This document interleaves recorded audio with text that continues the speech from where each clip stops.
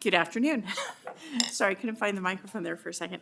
Welcome to the Assembly Committee on Natural Resources. And before we actually get started, just a really quick announcement.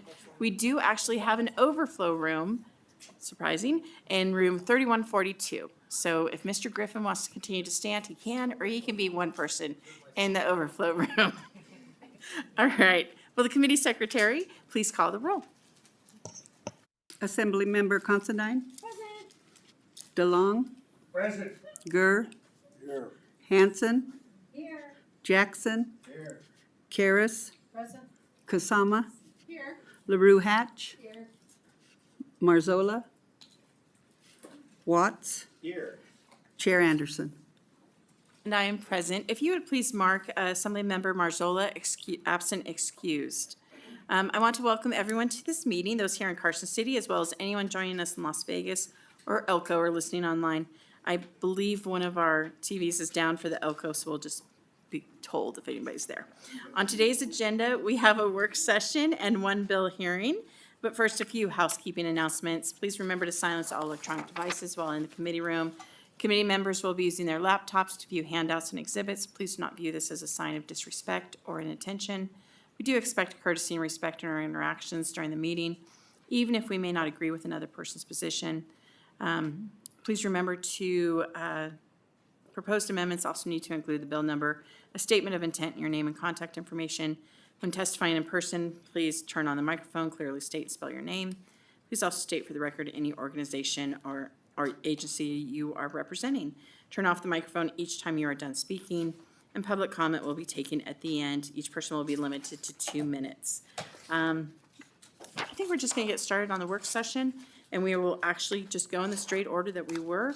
As a reminder, work session is not customary for the committee to take testimony or rehear bills during a work session. However, I may ask the bill sponsor or a witness to make clarifications or answer questions during our consideration of a measure. And we will begin with Assembly Bill 85. Will our committee policy analysis please go ahead? Thank you, Chair Anderson. Becky Peratt, Legislative Council Bureau for the record.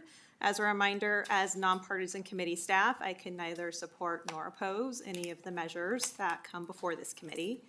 Assembly Bill 85 is sponsored by Assemblymember Watts. Assemblymember Watts and Dr. Kevin Burles presented on this bill. The bill was heard on February 26th. That was a typo on the bill page. The bill defines designated invertebrate and expands the definition of wildlife managed and protected by NDOW and the Board of Wildlife Commissioners to include designated invertebrates. There is an amendment to this bill which revises the definition of designated invertebrate and excludes certain pests from that definition. Thank you, Chair.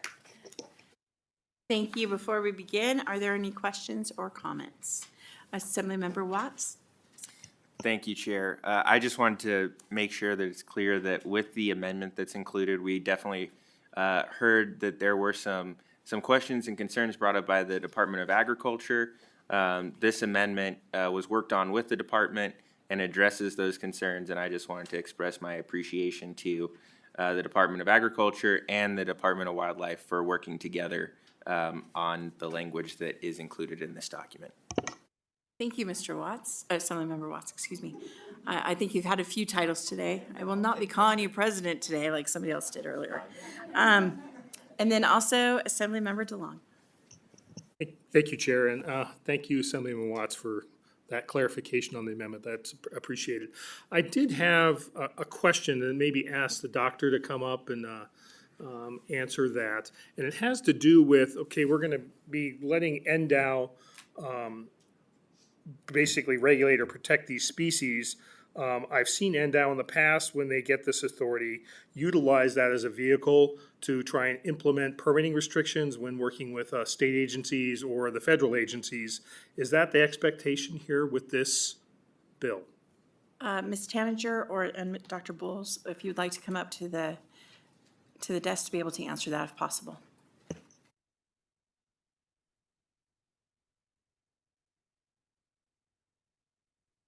Thank you, Chair. Kevin Burles for the record, Kevin Burles, representing Xerxes Society for Invertebrate Conservation. Thank you, Assemblymember, for the question. So the goal of this list, as we mentioned in the hearing, is to prevent the need for federal protection of these species, and that is the major time when we expect species to have permitting regulations. For example, the National Environmental Protection Act, or NEPA, specifically interacts with Section 7 of the Endangered Species Act. And that is where you have those species come into contact with that planning. Those species are specifically not a part of the, excuse me, what I should say is there's no nexus between that National Environmental Protection Act and any species on this list, so there's no regulations in that manner. Does that answer the question? I thank you so much, and I think if there's any further questions, they can be taken offline. I was just going to Perfect say answer. thank you, Chair. Good deal. Thank you very much. Thank you. Thank you for doing so. Are there any further questions? Seeing none, I would entertain a motion at this time. To, and that would be a motion to adopt as amended, is that correct? Amend and do pass. And second, okay, we've got a motion to amend and do pass stated by the Vice Chair, LaRue Hatch, seconded by Assemblymember Considine. Any further discussion? Seeing none, all those in favor, please say, oh, sorry. I did not see you. I'm so sorry, Assemblymember Gurr. Sorry I didn't yell loud enough. Chair, I'd like to, I'm going to vote yes out of committee, but I'd like to reserve the right to change my. Thank you. Anyone else like to make that? Thank you, Assemblymember Gurr, and I'm so sorry I did not see you. Any further discussions? Seeing none, all those in favor, please say aye. Aye. Opposed, nay? Nay. If you would please raise your hand for nay, that would be Assemblymember Hanson as well as Assemblymember DeLong. Motion has been adopted. All right. With those, passes with those present. I will ask Assemblymember Watts to do the floor statement. Thank you, Chair. Thank you. Let's move on to Assembly Bill 363. Please go ahead. Assembly Bill 363 makes various changes to groundwater boards established by the state engineer in designated basins. The bill is sponsored by the Assembly Committee on Natural Resources on behalf of the Joint Interim Standing Committee on Natural Resources. Mr. Jeff Fontaine, Executive Director of the Central Nevada Water Authority, presented on the bill. It was heard on March 19th. There is an amendment to this bill which eliminates residency requirements for serving on the groundwater board, adds a new subsection to authorize a board or boards, if multiple counties, of county commissioners to submit names for the state engineer to consider for appointment to the groundwater board, and removes language in subsection 3 for clarity. Thank you, Chair. Thank you. Are there any questions or discussion issues? Seeing none, I would entertain a motion of amend and do pass. I move to amend and do pass. And a second? Second. Thank you so much. Amend and do pass, motion made by Vice Chair LaRue Hatch, seconded by Watts. Any further discussion? Hearing none, all those in favor, please say aye. Aye. All opposed, nay. Motion's been adopted. Is there anybody that would like to take the floor statement? Seeing none, I will take the floor statement. I'd like to also thank Mr. Fontaine for all the work that he did with this. I know that it was not an easy lift, so thank you for all that work. Next, we will move on to, it passed unanimously with those members present. Why don't we move on now to AB 429. Assembly Bill 429 is sponsored by the Assembly Committee on Natural Resources. Assemblymember Watts, Mr. Jake Tibbetts, and Ms. Alicia Riban presented on this bill. It was heard on March 31st. The bill makes certain revisions related to conservation easements. There is an amendment to this bill to include reserving within the language of creating, conveying, recording, assigning, etc., conservation easements. Thank you, Chair. Thank you. Are there any questions regarding AB 429? Seeing none, I would entertain a motion of amend and do pass. So moved. A second? Second. Thank you so much. A motion was made by Vice Chair LaRue Hatch, second by Watts. Any further discussion? Seeing none, all those in favor, please say aye. Aye. Opposed, nay.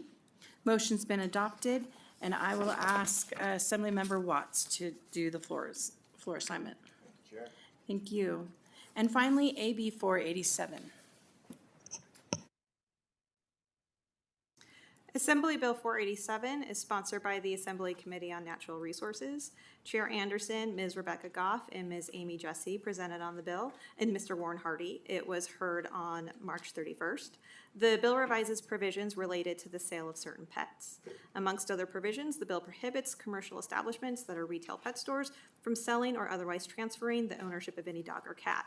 There is an amendment to this bill, which amongst other things, revises the definition for retail pet store and dealer and removes the mens rea requirement for certain violations.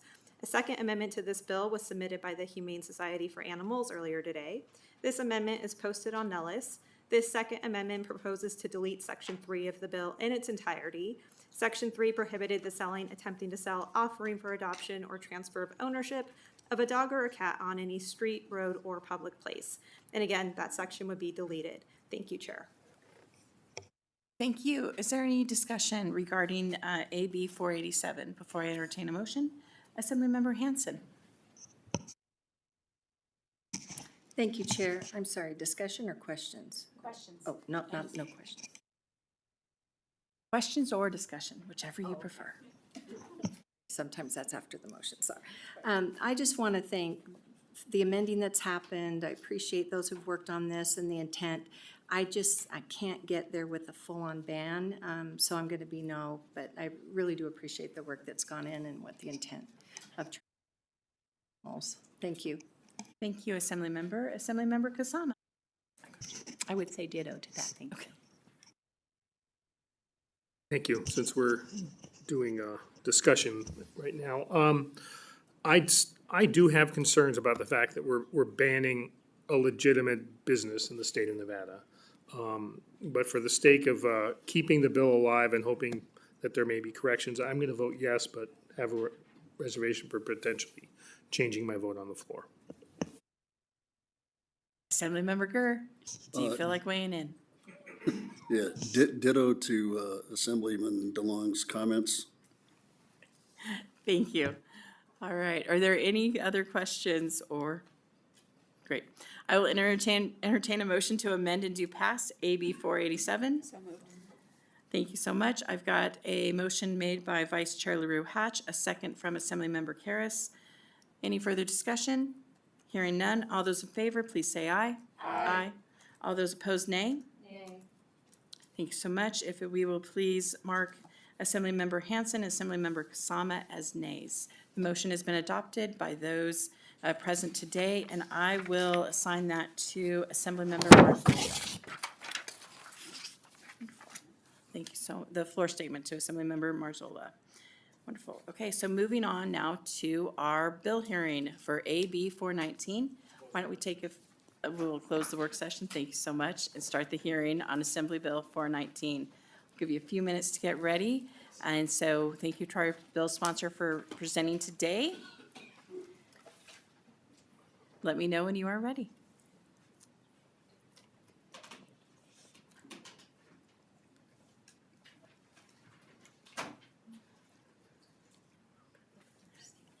And just as a reminder, if you wish to actually be in our overflow room, it's in room 3142.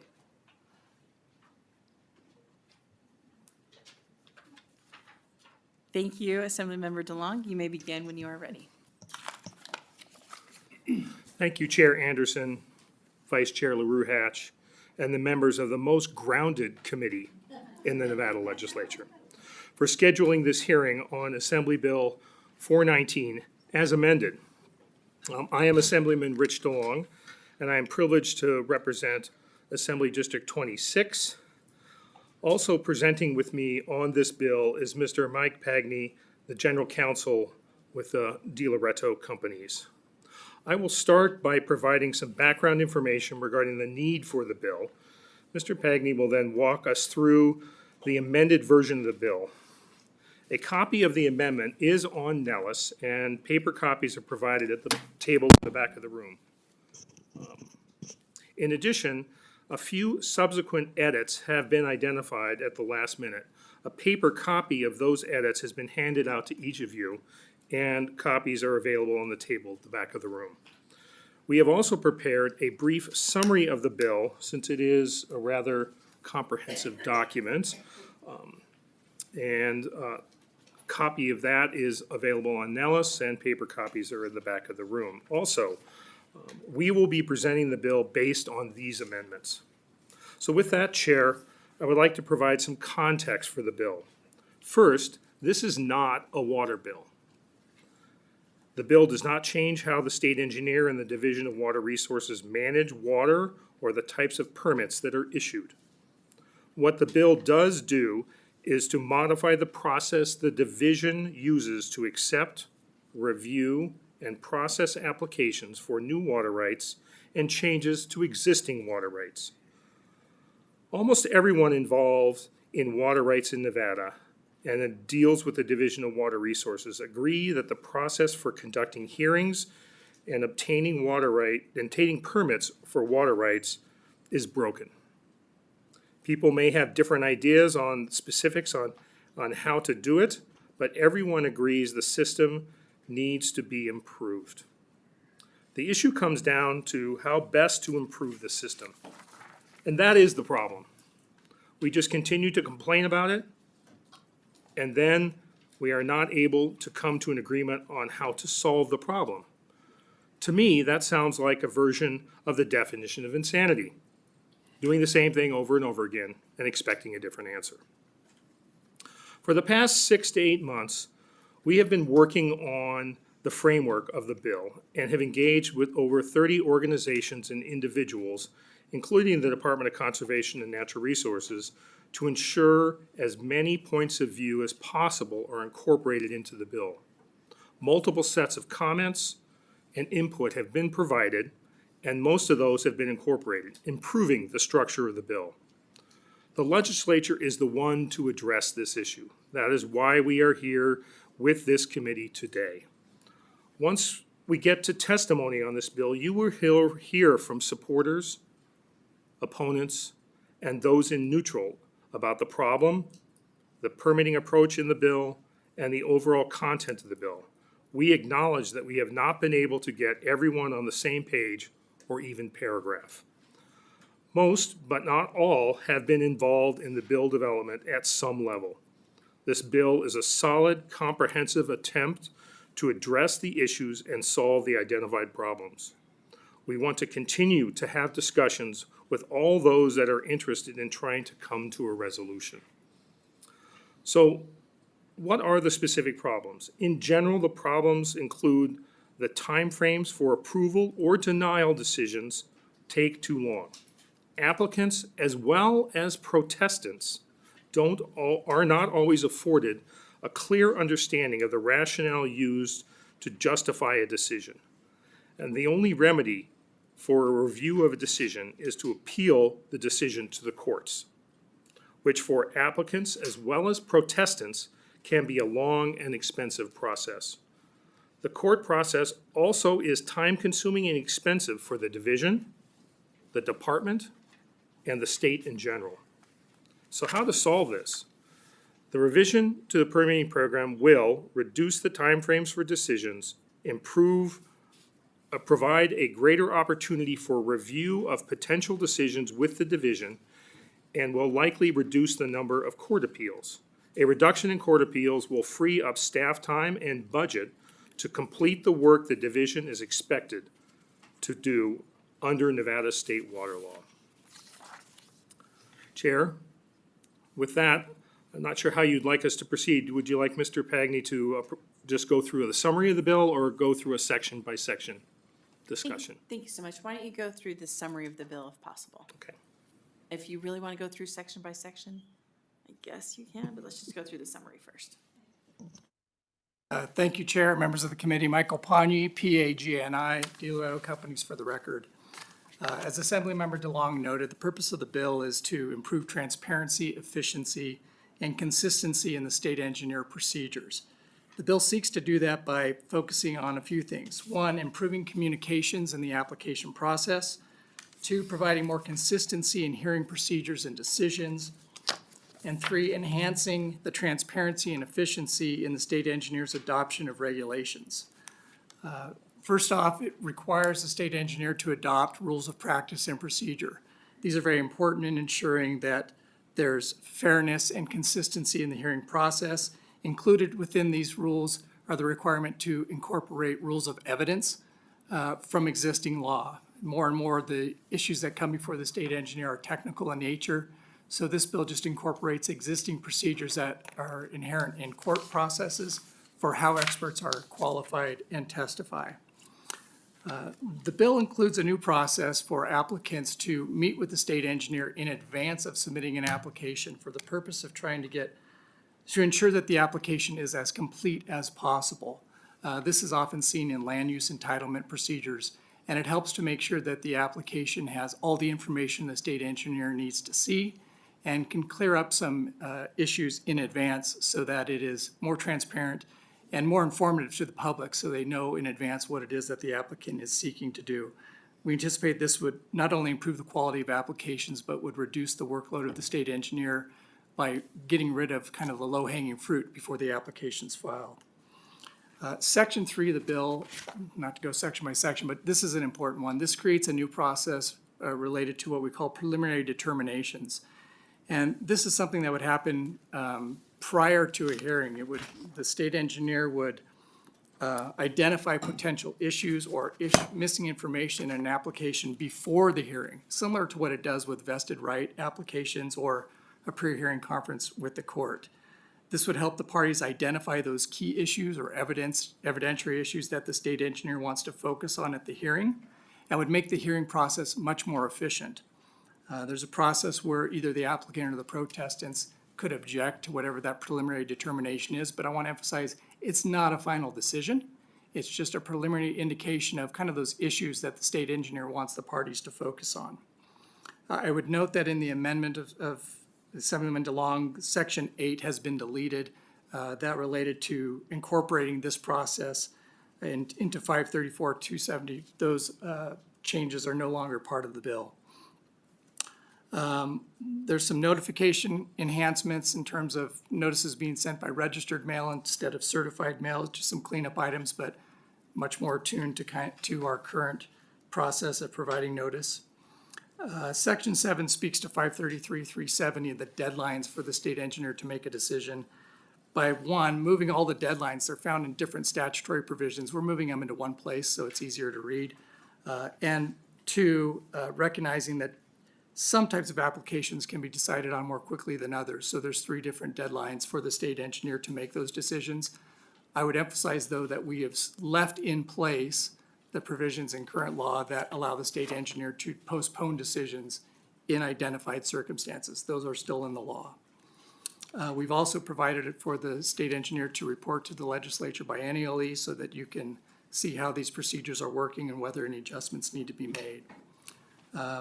We've added some provisions regarding judicial review, incorporating existing law under the APA, the Administrative Procedures Act, into Chapter 533 so that it's clear what the grounds for appeal are.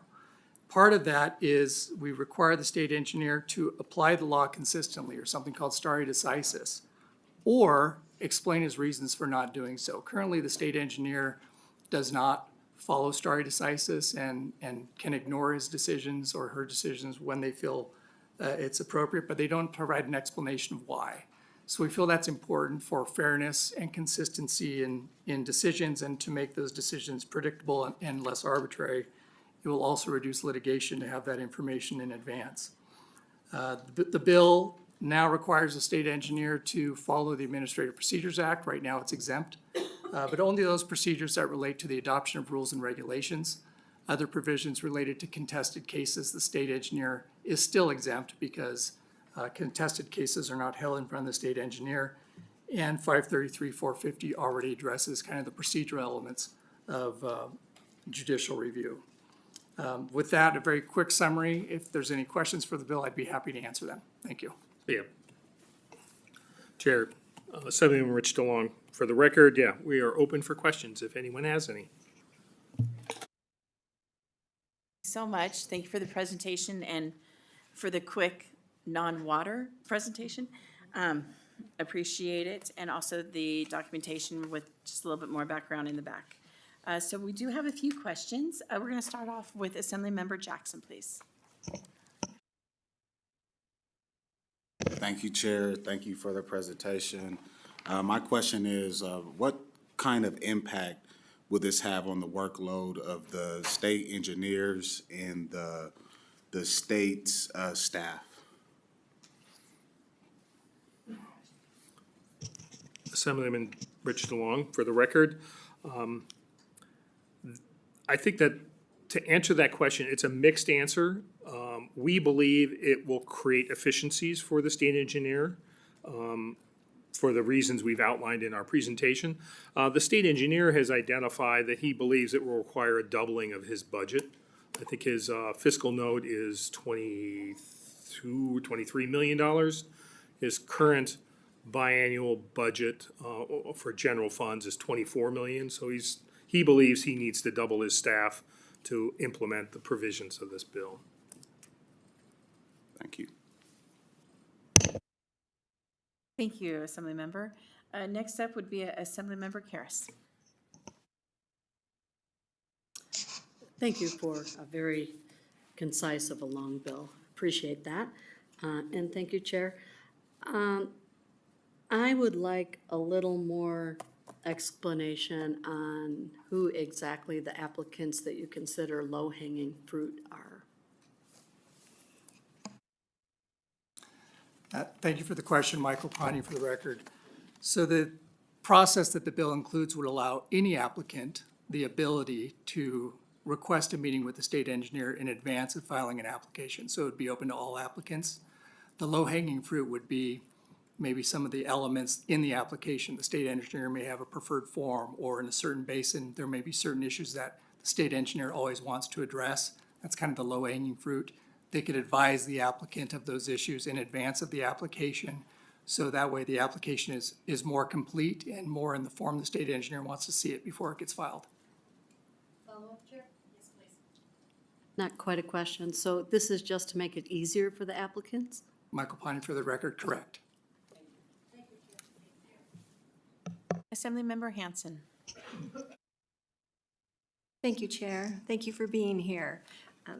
Always glad to dive into bills that aren't about water. You mentioned whenever we have a chance to speak Latin, it's always a wonderful opportunity. So could you expand a little bit on the stare decisis section that you mentioned and just educate us a little bit about how that isn't practiced here? I think if I heard you right. Yes, Michael Pani again for the record. Thank you for the question. So stare decisis is also referred to as precedent. So when you make a ruling or you interpret a law, you have to follow that in subsequent decisions. There are some rationales for why you can move away from precedent, but there are kind of standards of review that you have to follow and criteria that you have to meet in order to do so. In the administrative field, those concepts are a little different. Here in Nevada, the state engineer's position has been that it does not ever have to follow its own precedent. So it may make a ruling, it may read a statute one way in a hearing, and in the next hearing, it may read it a completely different way, and it believes it has the authority to do so. The bill really follows concepts under federal law, which recognize that when you have an administrative body, they have to follow their own precedent unless they give a reason why. So we've just followed that. The state engineer can still choose not to follow its precedent, but now it has to explain why it's doing that. And that will inform the applicants and will also help them determine whether there's a ground for an appeal or will provide a better record should this end up on an appeal. Assemblyman Rich DeLong, I want to add a little bit to that. It doesn't just help the applicant, it also helps a protestant. If there is a protest to an application, they will understand the logic behind the state engineer's decision. Assemblymember Considine.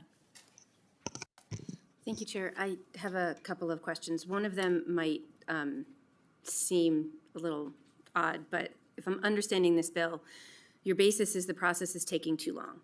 But then the answer is to add more meetings, preliminary meetings, and more application stuff at the front end, and then shorten the timelines for all of this to get done, which to me just takes those two points and conflicts on those two, so can you explain to me what I'm missing? And I'm assuming that this is being done based on the current level of staffing.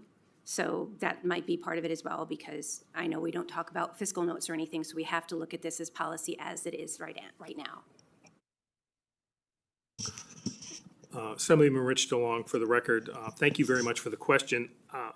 The approach of having the pre-application meeting is to get information into an application so that it can be deemed complete more quickly. The idea is to front-load the process such that the back end can be done faster, because you are not dealing with incomplete applications, et cetera. And then the other part of the process that we've outlined here is having that preliminary determination has the ability to have both protestants and applicants understand where the state engineer is coming from and his likely approach to a decision, which hopefully will allow an issue to be worked out so that when the decision happens, we don't have an appeal. And the idea is to try and limit the number of appeals we have, thus reducing the time and effort that the state has to go through in defending decisions, whether it be an appeal by a protestant or an appeal by an appellant. So just follow up on this question, then if that's the case, you're taking like current staff and having additional meetings, so then how does shortening the timelines overall help that? Wouldn't that, if following that, all of those applications are more efficient, that means there's more applications that are completed, that means that there's more things to go through and more decisions to make, wouldn't that elongate the timeline? Assemblyman Rich DeLong, for the record again, there's always that potential. I guess I would say the approach we've taken here is an approach to a permitting process that is already used in the state of Nevada, in the Department of Conservation, with a number of other divisions. And so in those programs, that has been shown to be the most overall efficient approach. So that, yes, you're going to have an individual process that may take longer, but in general, the expectation is that the processes will be shorter because of the ability to have that discussion ahead of time, as well as being able to review the likely decision before it happens, so that you have the ability to work out problems rather than having to go to court. Thank you for that response. I guess I'm seeing more bureaucracy, so maybe I'm not seeing that.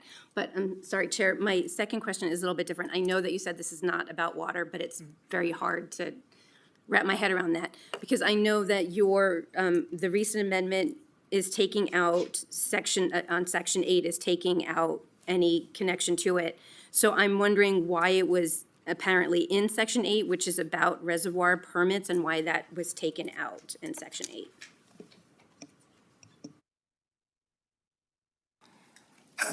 Thank you for the question, Michael Poney, for the record.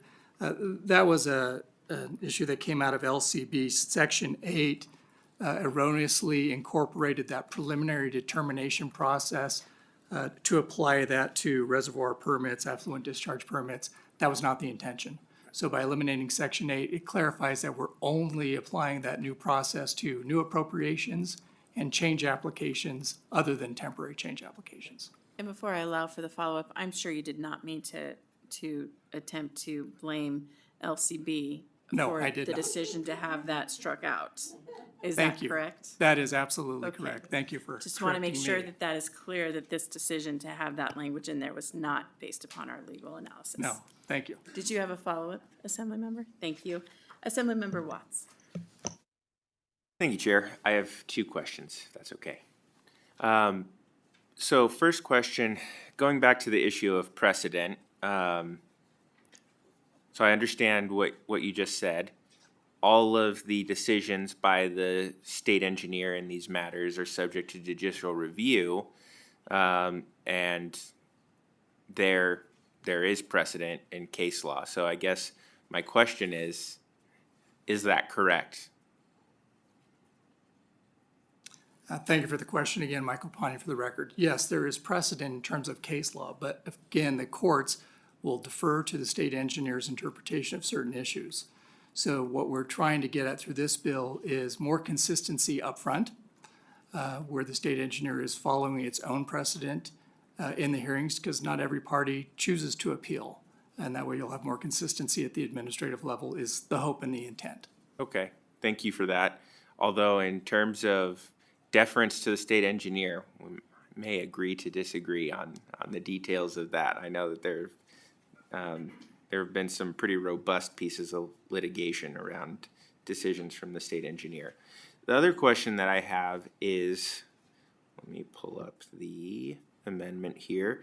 Now in section 3, subsection 3 of this proposed amendment. And so it states that the state engineer shall hold a hearing on an application if the preliminary determination has been objected to. My understanding is that under current law, you can protest, an application, but ultimately the state engineer determines if there are going to be hearings. Under this, essentially, a protestant who has an issue can automatically trigger a hearing on any issue by objecting to this preliminary determination. Is my reading of that language correct? Thank you for the question, Michael Ponting, for the record. Yes, it is. Only with respect to change applications, temporary or new appropriations, if there's a preliminary determination and an objection, then a hearing must be held. That is a new change. Thank you. Vice Chair LaRue Hatch. Thank you, Chair, and thank you for presenting on the most water-filled non-water bill I've ever seen. I have a couple of questions as well. My first question is on section 7, subsection 4. We, as a body in previous sessions, have determined that the state engineer should be able to postpone action for a variety of reasons, but when I look at this, not only are we significantly shortening the timeline, we are now limiting the reasons by which he may postpone. And I'm especially concerned about B, where it says, we're changing from just if an application is protested to upon written authorization by the applicant and all protestants. So my question is, if someone is protesting your application, what applicant is going to say, yep, postpone it, I'm going to sign off on that? That just doesn't seem based in a whole lot of reality. And so I wondered if you could speak to that specific section. Yes, thank you again for the question, Michael Ponting, for the record. First off, subsection 4 retains those grounds for postponement that are in statute. There's some clarifications to them, but the state engineer still has the same ability to postpone an action if it chooses to. Under A, the reason that language was added was that as a standalone clause that says that an applicant can choose to delay a hearing. And we thought it was important to clarify for the benefit of protestants that that's only the case if it's not protested. That way the applicant doesn't have the unilateral right to delay a hearing if it happens to be protested. And that's also consistent with the change in B. It's just to clarify when the applicant or the consent of both the applicant and the protestant is needed for a delay. So is there something about the state engineer's discretion that brought concerns in this area that we had to change A and B and limit them in a way that we haven't previously? Michael Ponting, again, for the record, again, it was just a clarification so that since the statute was being opened, we felt it was important to clarify when those procedures could be used. Thank you so much. So my next question then is on section 1. We're talking about how applicants can now have these pre-application meetings. I would imagine these are not public meetings, and I'm wondering if we are also going to offer those meetings to protestants, if we're going to give them equal right to now have these private advisory meetings with the state engineer.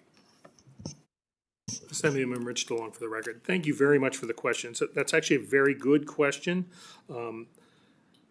So the reason for the meeting is an application has not yet been submitted. a potential applicant is considering submitting an application. And the reason for having the meeting is to discuss that with the state engineer so they can make sure the application is complete as possible.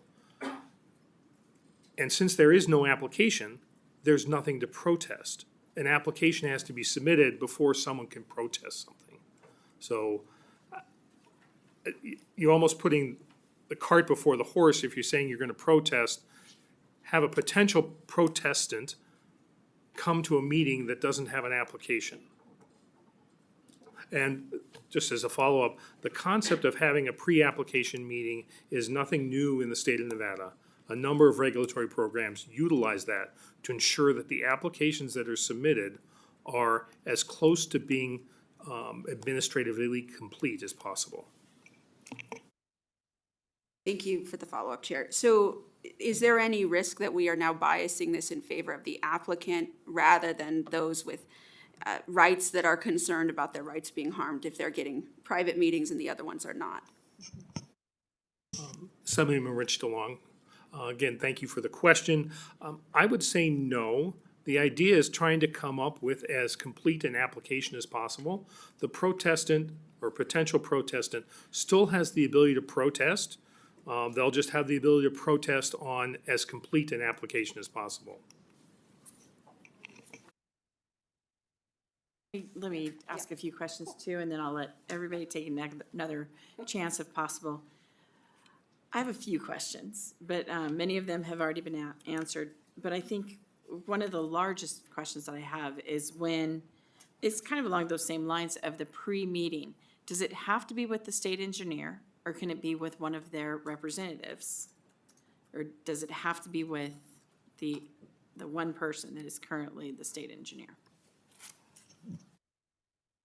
Assemblyman Rich DeLong, for the record, thank you for the question.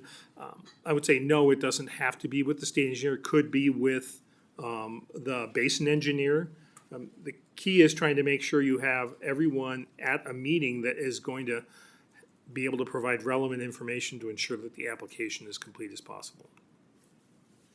Thank you so much for that answer, because that's what I feared it would be, that it would have to be that.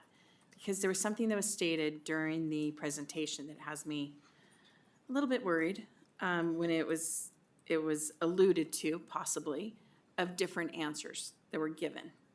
And maybe that was during a court hearing, or maybe it was in other ways, but it was almost saying that, and it has to deal with exactly under, I believe it's section 9.11G, where they affected by a failure of the state engineer to follow its own precedent or provide a sufficient explanation for failing to do so. It gave the impression, possibly, so I want to make sure that that is clear, that there are times when it feels that the consistency of information coming from the state engineer is not the same based upon every person that gives that information. Basically, it felt like you were calling somebody a liar at one point or another, even during court hearings. So I'm asking for that clarification in this language, that you're trying to make sure that people are saying the same thing always. Is that correct?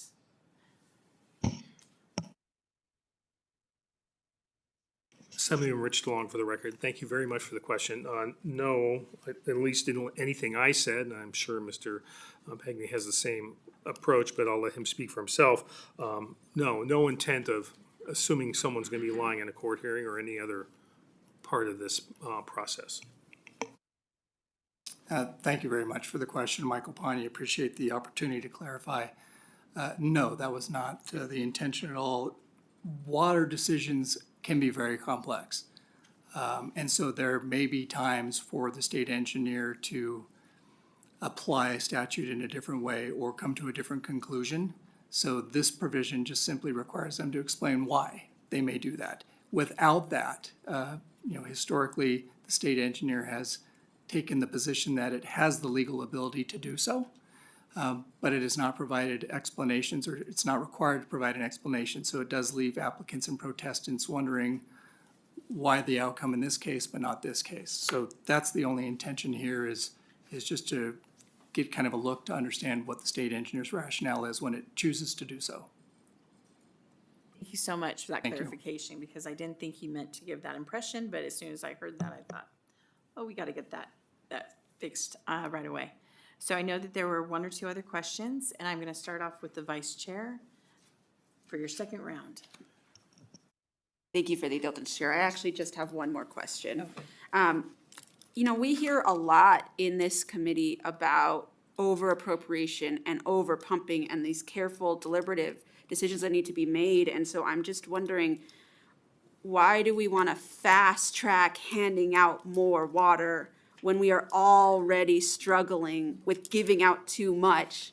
And we have water rights, retirement programs, and all of these other discussions because of these previous decisions.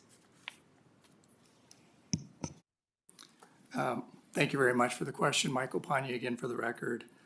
I don't think it's the intention of the bill to achieve that end in terms of fast tracking more appropriations. What the hope is that the process will be improved so that the clarity and the quality of the decisions that come out will be better and litigation will be reduced, and that the process will be more efficient, that the hearings will focus on the issues and the evidence that the state engineer wants them to focus on, because people will have notice of that in advance, but that the process will be more efficient, whatever the outcome, whether the decisions, those applications are granted or denied, it's still gonna fall to the state engineer to make those decisions the same way that he does, but the process of getting there, the hope is will be more efficient and more transparent.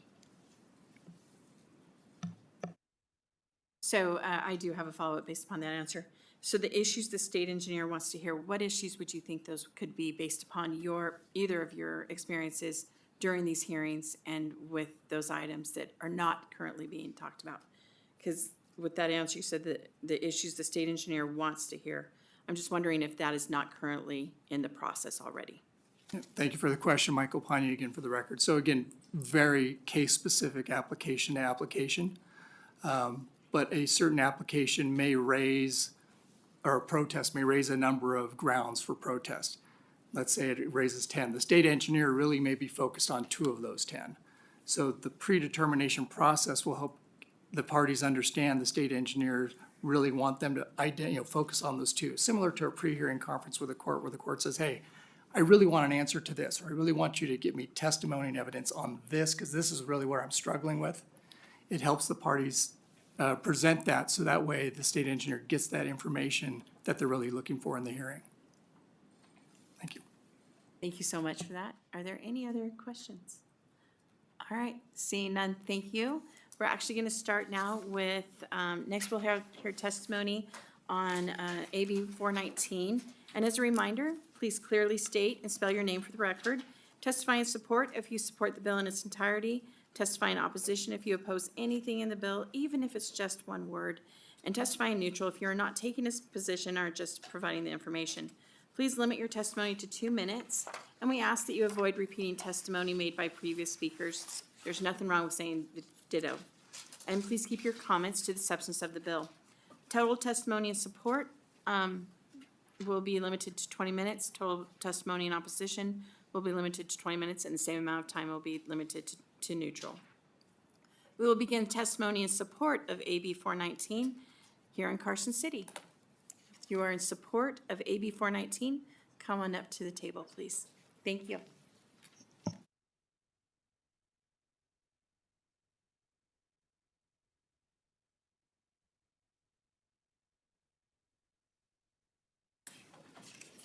Good afternoon. My name is Karen Peterson from Allison McKenzie Law Firm, and I'm appearing on behalf of Vidler Water Company, supporting AB 419 as amended. Chair and members of the committee, thank you so much for hearing and considering the bill. Thank you so much to Assemblymember DeLong and Assemblymember Cole for all their time spent on the bill, and thank you to all the co-sponsors also. The intent behind the bill was simply for a water right applicant to be able to go to the state engineer's office and find out what the standards are or requirements are to get an application to appropriate water or to change an existing water right approved. Other states have procedures in place so that a potential applicant can meet with the state engineer's office before the application is filed and know what the standards and requirements are that they must meet for approval. We can go to any other agency in the state of Nevada and know what the standards are to get an application approved. The bill does not favor applicants, give applicants more control in the permitting process, or change the standards to appropriate water or change a water right in Nevada. And in fact, maybe the pre-meeting determines that the application is not going to be filed because the basin is over-appropriated, or there's no water that the state engineer is going to grant, or that the change that the applicant is proposing may conflict with existing rights. What the bill does require is applicants and protestants to support their requests and positions earlier in the process so that the state engineer actually has more information than he does now to evaluate an application to make a decision other than having to go to a hearing to get the information. The bill also provides a process whereby the state engineer issues a preliminary decision on an application so the applicant and any protestant know the issues the state engineer has with the application and protest and whether there should be a hearing. This process is used in other states and actually reduces the need for administrative hearings and hopefully cuts down on court appeals. The state engineer's office has acknowledged that having more standards and requirements in his regulations for the extension of time process, for example, helps his office and the public better understand the extension of time process. The bill attempts to put more transparency and structure into the water application process to benefit all involved, including the state engineer. Vidler did submit more extensive written comments, and thank you very much for your time. Thank you so much. Just a little bit over, but really close. So thank you very much. Next.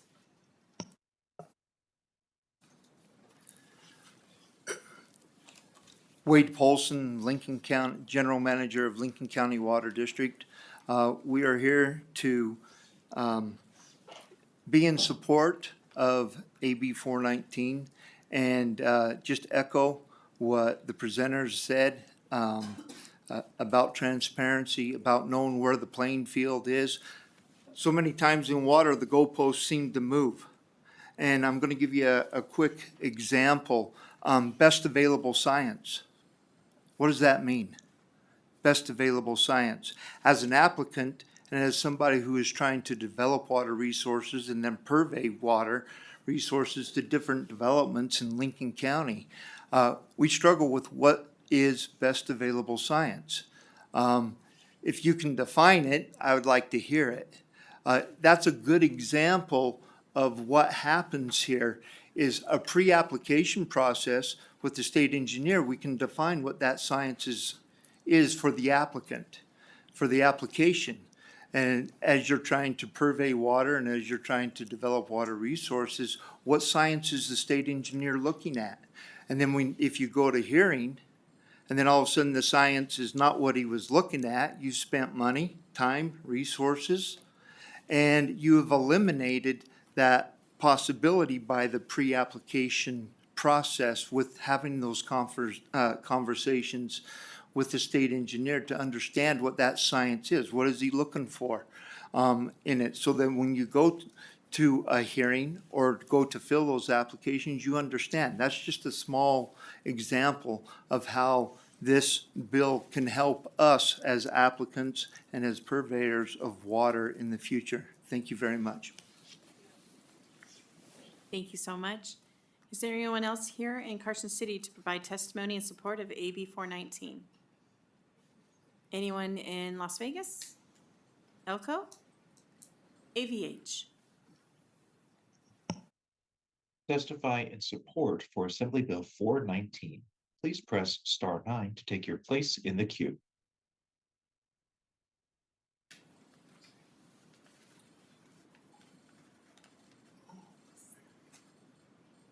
Chair, we have no callers choosing to testify in support at this time. Thank you so much. We'll now move, next we'll hear testimony in opposition of this bill. Again, it will be only for 20 minutes. If you are in opposition, if you are opposed to AB 419, if you would please come on up to the table. Thank you, and try to keep your remarks to 2 minutes. Madam Chair, members of the committee, I'm Kyle Roerink, Executive Director of the Great Basin Water Network. We represent water users in the public interest all throughout the state and in Utah. And you know, when I think about this bill, it's hard to say that it's not about water. This is all about granting more applications of water, bringing finality faster, and doing it all faster. And, while I can respect some of the considerations that have been brought to us about applicant clarity, for every concern about applicant clarity, we need more concern about existing rights holders and the public interest. The current standard for appropriating water under Nevada law, under NRS 533-370, Section 2, is there has to be water available. And you can't have a conflict with existing rights, and you have to protect the public interest. And I think, why should there be behind-the-scenes, closed-doors conversations about those factors? The burden is on the applicant, and the applicant needs to prove these things. And so I think, look at the fiscal note and take a long look at it. And all it takes to file for water is filling out a 2-page application, and you write a $360 check to the state engineer. What type of entitlement are we giving with a bill like this? Thank you very much. Thank you.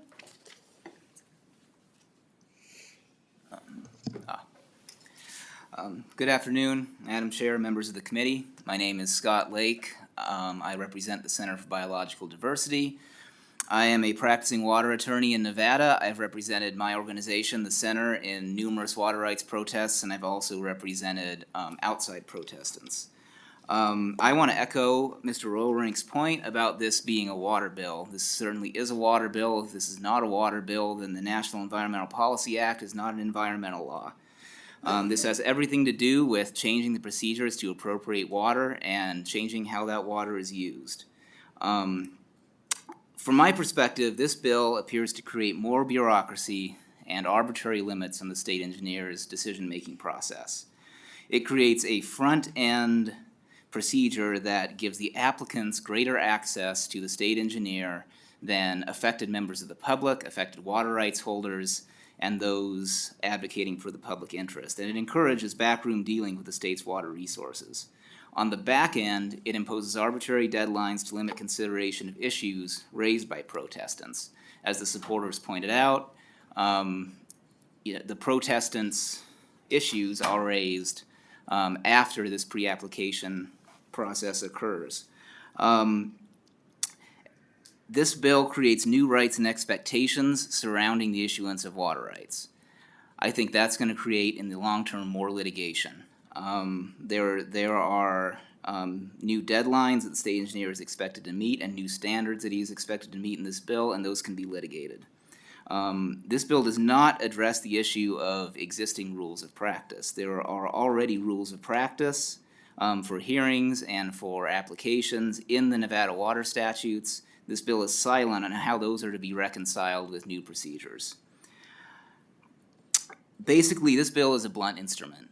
I agree that there are parts of the water rights application process and the protest process that could be improved. No process is ideal. This takes a sledgehammer to the entire process without forethought, and there are better ways to do this. Thank you. Next. Thank you, Chair and members of the committee. My name is Olivia Tanager, Director of the Sierra Club's Toyabe chapter. The Sierra Club Toyabe chapter maintains that this legislation would be problematic for the management of the most precious resource in our nation's driest state. We believe in holding our decision makers to the highest standard of public engagement, transparency, and accountability, and this bill conflicts with those values. AB 419 would fast track the water permitting process in a way that would probably facilitate more and greater uses of water. For this reason, we believe it would heighten tensions and conflicts between existing water users. AB 419 allows for companies and regulators to have behind closed door meetings that you heard a lot about today that leave out members of the public. It also puts new burden on members of the public protesting water right applications. So with that, we urge your opposition to this bill. Thank you. Thank you, Chair and members of the committee. For the record, my name is Christy Cabrera-Georgeson. I'm the Deputy Director of the Nevada Conservation League. We too have some concerns and would like to echo some of the previous comments. As the driest state in the country, we need to be incredibly careful and intentional with any kind of water appropriation. And so with that, we oppose the bill. Thank you. Hello, Will Adler for the record with Silver State Government Relations representing the Pyramid Lake Paiute Tribe. The Pyramid Lake Paiute Tribe has long gone down the pipe when it comes to water issues, and be this a paperwork issue, this does apply to a lot to water law and sort of the time to respond to it and what could go forth from there.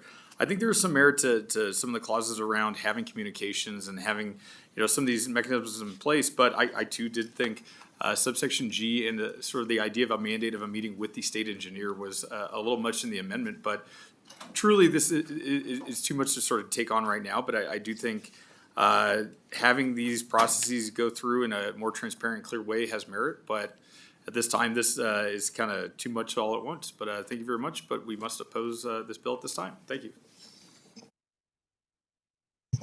Thank you, Chair, members of the committee. Andy Belanger with the Southern Nevada Water Authority. Here today to provide some comments about the bill. I think in general, we support the idea of doing something with the state engineer's office to expedite processes that exist there. There are certainly some merits in the bill that we should consider, but I think the bill does too much too quickly. And so what I would recommend is if you decide to process something this session, I think there's some good ideas in Section 1 and Section 4 and even Section 10 of the bill related to the Administrative Procedures Act. I think there's some opportunities for the state engineer to do some regulations on related to the process that I think there's some value there. I think that reporting to the legislature on the backlog has some real merit. And the conversation about the Administrative Procedures Act is a conversation that has happened for years and years and years, and at some point the legislature ought to consider whether to do that or not. I just want to give just a little bit of context here. In the 20 years, in the last 20 years, I can recall 3 times where everyone has gotten frustrated about the state engineer's office and process, and we've added a bunch of new positions into the office, and then circumstances changed, and we took those positions away to get through pandemics and to get through economic collapses, and then we get frustrated that the state engineer's office doesn't have the tools or resources to do the job. We've changed the process. In 2007, we went through a whole process where we put a bunch of deadlines in the statute for the state engineer with the understanding that the state engineer didn't have the resources to follow those deadlines. And, it was a sort of Frankenstein's monster that we worked in a conference committee at the last 2 days of the session in 2007 related to that. And I would tell you in that bill, we also included a provision that in developing some regulations, the state engineer had to be under the APA for that. So there is process that has happened in the past. But the legislature should look at these things, and it will take more than just this session to do this. And so we have an interim, we can do some work. Thank you so much. That was your offer. Great. Thank you. Next, please. Thank you. Good afternoon, Chair Anderson, members of the committee. My name is Leo Drozdoff, and I'm here representing the Truckee Meadows Water Authority. As been stated, the goals of this bill are to make the hearing process in the state engineer's office more efficient, transparent, and standardized. And generally, we support those goals. Problem is, we think that the specifics of the bill will actually antagonize the problem or make it worse. You'll stretch staff, you'll add process, and some of that's been discussed. Because we have 2 minutes, Toma did provide a letter to the chair. We do want to thank the proponents of the bill and Assemblymember DeLong for reaching out. We have on several occasions looked at ideas and provided input, and we stand ready to work with the committee and with the bill proponent as the issue progresses. Thank you. For the record, Jeff Fontaine, Fontaine, I'm Executive Director of the Central Nevada Regional Water Authority and Humboldt River Basin Water Authority. And first of all, thank you to Assemblymember DeLong for sponsoring this bill. It really addresses, as clearly stated, an important issue that's been developing for many, many years, if not decades, and that's just the uncertainties and inefficiencies and the processes for appropriating water. And as the presenters and others have pointed out, the current process is just not very efficient, and lots of reasons for that. But we agree that there is a need for more clarity and consistency, and generally support the intent and the concepts in this bill. However, we also recognize there are lots of complexities and potentially some significant impacts. So we also want to participate in any future discussions and stand ready to work with others on this. And lastly, I want to echo some of the comments that were made by Mr. Bellinger with regard to specific provisions that might be considered for further evaluation. Thank you. Thank you. Anyone else here in Carson City? Seeing nobody in Elko, I don't believe there's anybody in Las Vegas. Give it another minute. AVH, is there anybody on the lines? To testify in opposition to Assembly Bill 419, please press star 9 to take your place in the queue.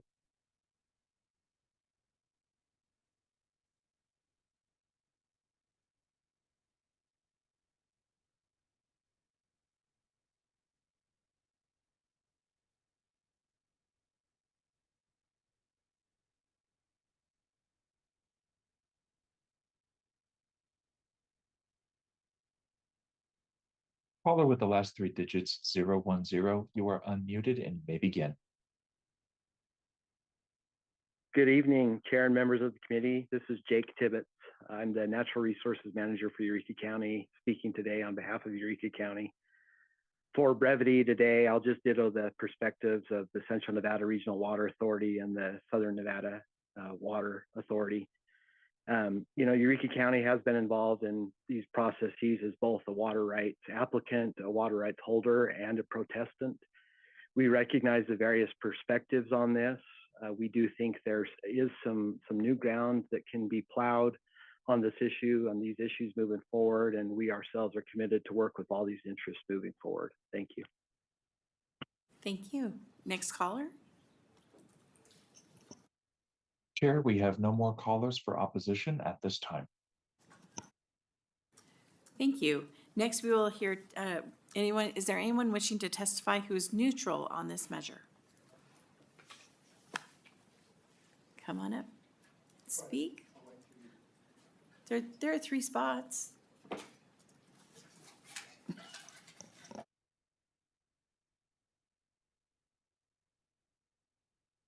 You may begin when you're ready. Good afternoon, Chair and members of the committee. My name is Adam Sullivan. I'm the Nevada State Engineer and Administrator of the Division of Water Resources. I'm appearing today in a neutral capacity to offer information on how the proposed changes as they were introduced would impact the operation of the Division of Water Resources. This proposal would require a significant restructuring of how the division is staffed and how water right applications are reviewed and decided on. Currently, the division receives approximately 1,000 water right applications per year, and of these, roughly 10 to 20% of those are protested.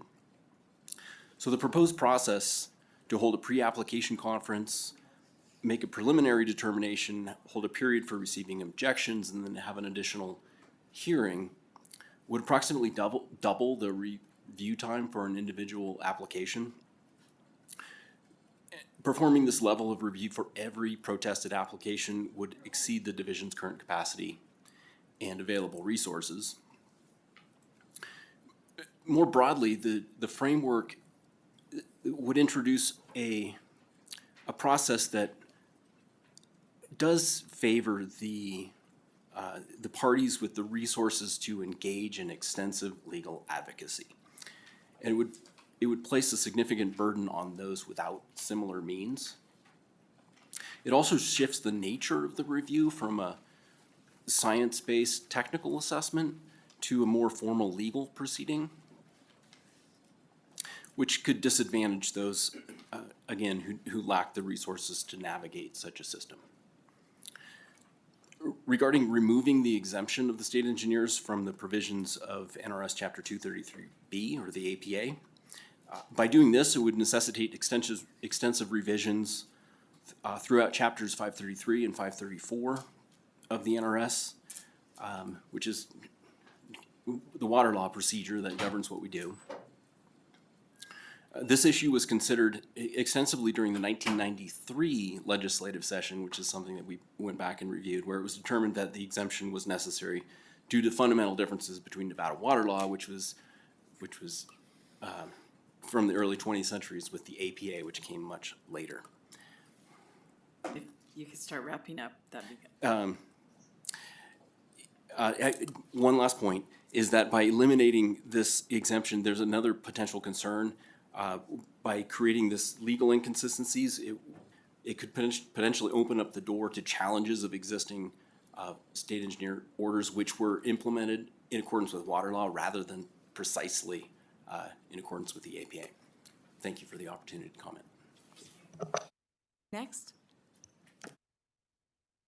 Good afternoon, members of the committee and chair. My name is Nikki Bailey Lundahl. I'm the vice president of the Nevada Mining Association. Today we're testifying in neutral of AB 419. While we support the bill's overall concept and recognize its potential for positive outcomes, we also acknowledge the significant impacts it may have. We're committed to working collaboratively with the bill sponsor and other stakeholders on these concepts presented in the future. Thank you. For the record, I'm Doug Busselman. I'm the Executive Vice President of Nevada Farm Bureau. We are taking a neutral position today on AB 419. We see that change needs to happen on how outcomes take place within the Division of Water Resources, and we are interested in being part of necessary, long-term stakeholder engagement to work through the effort for positive change. We thank Assemblyman DeLong and the co-sponsors who brought AB 419 forward to begin these essential conversations. As we reviewed our organization's policy with respect to 419, there were many aspects of the proposal that we simply don't have a policy position which gives us direction in support or in opposition. We have clear policy urging that the state engineer and the staff of the Division of Water Resources to make every effort to expedite processing of agricultural water use permit applications in a timely fashion. The proposed pre-application process for the water right application might clarify a process with timelines that could establish clear and more efficient processes, but we just don't know whether that would happen or not.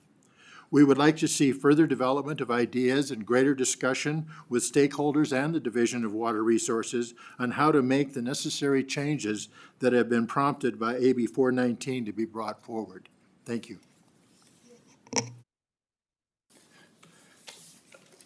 Jay Dixon, Water Strategy Group. I submitted an exhibit for this hearing, and I just want to call your attention to a few things there, and I provided a link. It's Bulletin 46, written by a pioneer in the world of water for those of us who deal with it on a daily basis, Hugh Schamberger. And it's an excellent presentation of the evolution of Nevada water law going back to 1903. And if you look at a few things that come out of that is in terms of core functions of the state engineer's office, number one on that list is processing of water right applications. The reason they created the office of the state engineer is to allocate water to support a growing economy. I think you're all aware, a lot of people want to move here and work here. We have a housing crisis. You don't grow and develop unless you can allocate water to support those economies. The one term I haven't heard today, and I want to bring it up now, the role of this state engineer's office is to maximize the beneficial use of water. That is inherent in our statutes. So I encourage you to consider that moving forward. There are some excellent ideas in this bill. I recognize and acknowledge the fiscal issues and the challenges in the office, but I look forward to the opportunity to work with them to make this workable. I think there's an excellent opportunity to do that here. Thank you.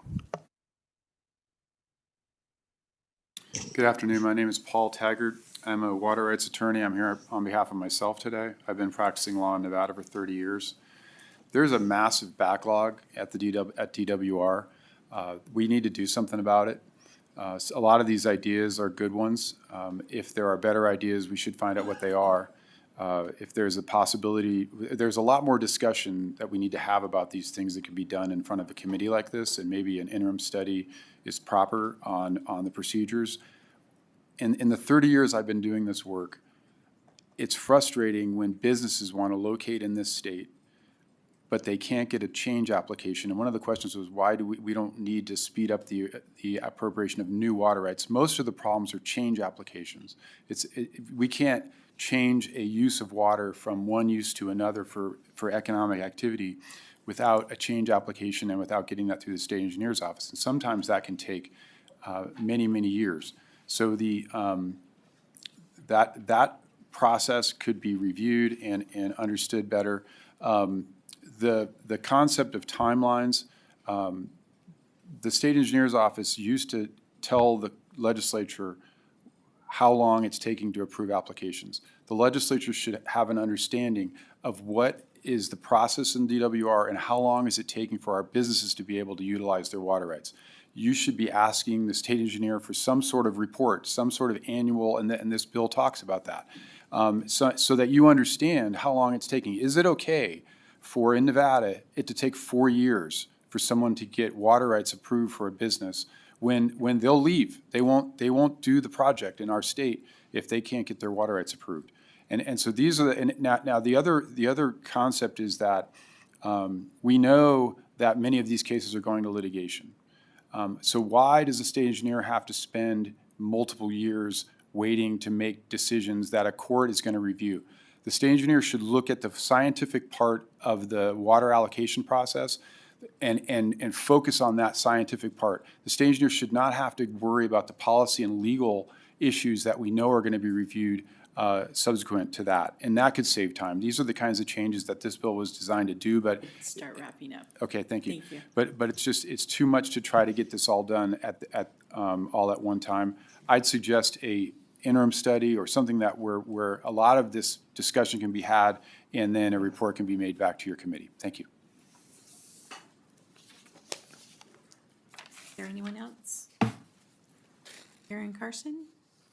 Seeing none, is there anybody in Las Vegas? None? Elko? AVH? To testify in neutral to Assembly Bill 419, please press star 9 to take your place in the queue.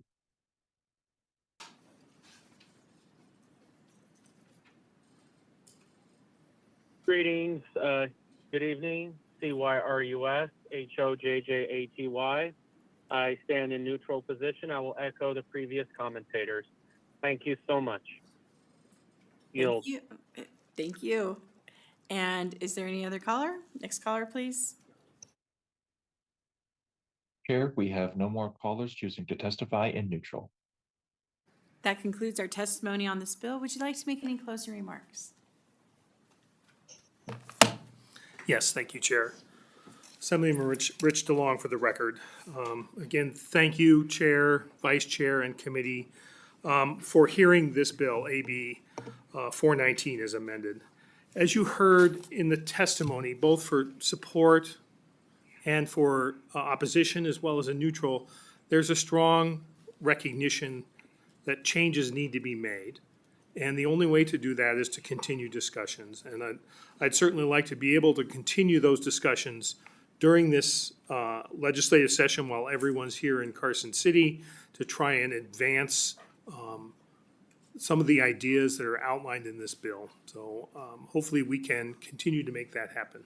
So thank you very much. Thank you, and thank you for bringing the bill. I will close the hearing on Assembly Bill 419.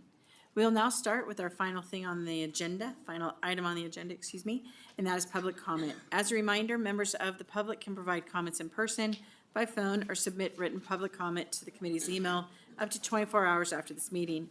Instructions for providing public comment can be found on the agenda, including the call-in information. And just a reminder, it is not an opportunity to rehear testimony on a bill. We also ask that you please keep your public comment to topics within the jurisdiction of this committee. And public comment will be limited to 2 minutes per speaker. Staff will time each speaker during public comment to ensure everyone has a fair opportunity to speak. Please remember to clearly state and spell your name. We will begin with public comment with those in the physical locations and then move to anyone who has called in. Carson City? Welcome.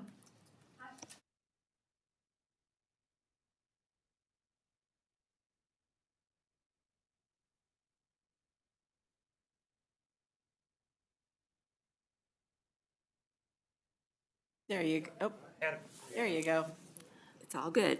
My name is Karen, Caron, Taylor, Tayle, lifelong Nevadan since childhood.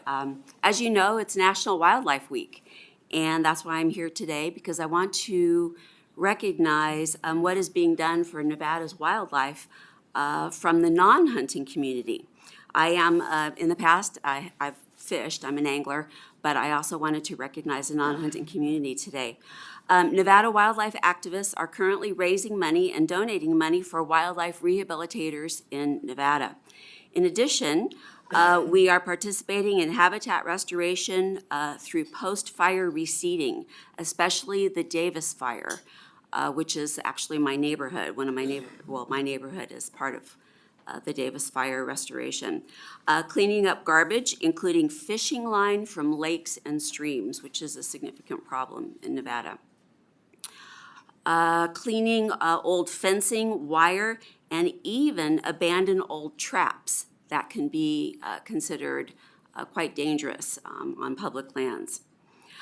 Planting native plants in urban and suburban areas. We've been doing that. Participating in soil health initiatives, participating in community science events that help wildlife biologists gather data for conservation efforts, and conducting public education. But most importantly, we really advocate for democracy in wildlife decision-making.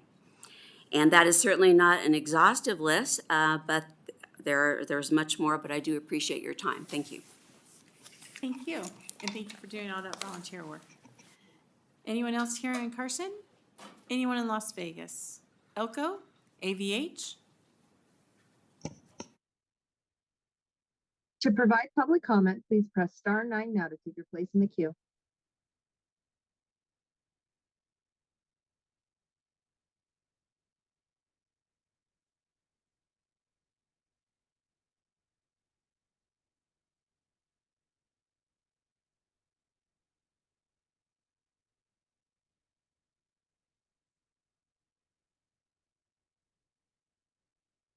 Caller with the last 3 digits, 490, please press star 6 to unmute. Yeah, I'll just bring it another time. I'm busy right now. Sorry. Next caller. Chair, there are no additional callers to provide public comment. Thank you, AVH. That concludes our meeting for today. This meeting is adjourned. Thank you.